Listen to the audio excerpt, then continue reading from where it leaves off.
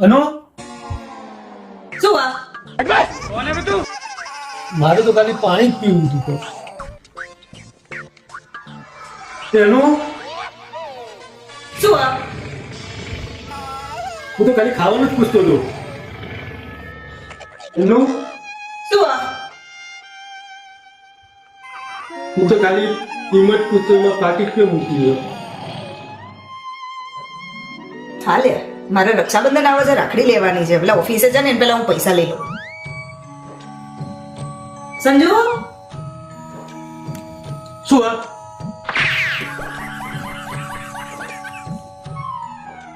चप्पल कहाँ गए? સંજુ શું છે